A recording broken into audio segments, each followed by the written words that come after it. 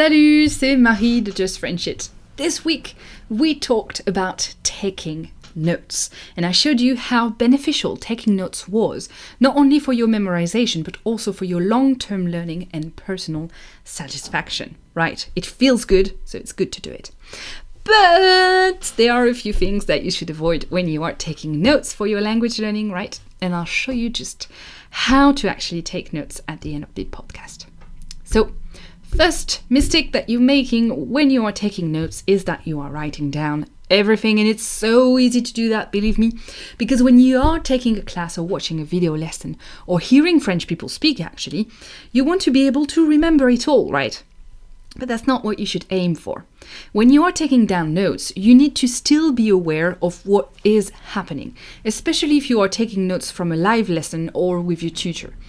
You don't want to sacrifice the time you pay for, with your tutor or with your lesson to write down things, right? Seems normal. What I advise you to do instead is focusing on the lesson, on the conversation, and only writing down what you are going to need to progress. That doesn't mean every single word of vocabulary, and that's where schools do it wrong, but what it means is that focusing on what is important. The basic sentences, the ones you can modify and use and reuse over and over again. The crucial words of vocabulary according to your goal. If your goal is conversation, things like feelings, opinions, greetings, reaction, asking questions. But if your goal is business, then technical words related to your field or how to ask for more details, talking about money. You get the drill. If you end up writing too much, you will be overwhelmed because you won't have time to learn the new pieces of knowledge, grammar, vocabulary, before you add new ones on top. And after a while, you'd just be drowned in too much information. I have a system to avoid this, which I will talk about at the end of the video. The mistake number 2 that you might be making if you are taking notes is that you are always translating. Again, this is very, very, very easy to do, and I see a lot of beginners do it, and it's normal. As a beginner, you should do a bit of it. Translating is inevitable if you are a beginner, especially if you are monolingual. Once you are intermediate or advanced, though, you should try to avoid it when possible and use other ways to remember what a certain word means. So when you are writing notes from a lesson or a conversation or a movie you are watching, the goal is not to have all the answers, right? Your notes are here to support your brain, not to replace it. Because if you are relying heavily on your notes all the time, your brain will just won't bother remembering anything anymore. And that happens, actually, I don't know about you, but I like to organize stuff. Well, the best organizer, this happens to them. By labeling and making your labeling, I'm not sure, tell me in the comments. And by making your house so organized, you'll, have more free time to think about something else rather than looking for your stuff. But you won't know from the top of your head where something is, so sometimes you might actually lose time. By always checking the recipe for your cake, you won't remember it by heart. That's the problem with notes. So what you want to create, how you want to take notes, is with a system that doesn't give you the answer all the time. If you are looking for a specific word, you don't want to see the translation straight away. You want your brain to do the work and to be able to remember it over the long term. The mistake number 3 is not giving enough examples and concentrating on grammar. Yes, it seems a bit contradictory to what I was just saying about writing down too much, but when you write down too much, the problem is not so much the writing as the amount of information there is.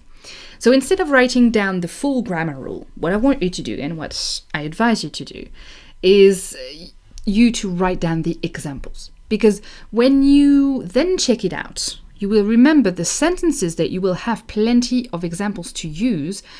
And then you will have plenty of examples to use or modify the sentences, examples that you have according to the sentence that you need right now. If you have the full grammar rule but no examples at all, then you have to redo the mental thing of thinking that where is the subject and what kind of, it's tedious. And when it comes to grammar, if you have been following me since a bit already, you know that I think grammar is a bit overrated. Yes, grammar is mechanics. Yes, I understand that, it's something and that you need a bit of it to be able to function. But On the other hand, you don't necessarily need to know much mechanics to drive a car, right? Yes, it can help, and in some situations advise you to know a bit of grammar. But if every time you open your notebook or your database, which is what I'm going to talk about at the end of the video, it is for grammar, then you'll find yourself unable to communicate when time comes, right? Because you cannot just take all the time to think about the grammar rules when you are forming a sentence, right? You want it to be a reflex, a straightaway thing. And with examples, that does it. Because you can communicate like a caveman with only words, with, half-made sentences. But you cannot communicate with only just grammar. Examples are much more likely to get you to speak than the actual explanations of the rule in, fancy pants term. That's what I call, grammar terms.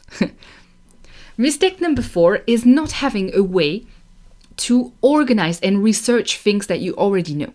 This is a huge flaw in traditional note-taking. You write down, and even if you are only writing down important things that you need to remember, and that you are careful about writing down examples, and that you do not fill your notebook and get overwhelmed, you still have a major problem. How can you know which words and sentences you should focus on? How can you find the information straight away from, one notebook if you are, very short in your notes, 2 or 3 notebooks sometimes when you like to write down a lot of things? How can you find the right information in all those notebooks? Well, that's exactly what I'm going to advise you on. I want you to create and think in terms of database and bank rather than taking notes. Creating a bank is all about storing information you'll need, right? Just like you store money that you need. So it solves all the problem at once, right? If you think about storing your information, you tend to not write down too much information. You don't have to translate everything either, because and I'm going to show you in the course exactly how to do this, but how not to have the translation right next to it, but still be able to look for the translation. You won't have to bother about, not enough examples. You will have a full bank full of examples, and you will have no more old and inconvenient system. So creating a bank is what I call the bank method. Yes, it sounds silly and it sounds, evil and capitalistic maybe, but no. Because when you think about it, vocabulary and language knowledge is, like money. The more you have, the more you can gather, the better you feel.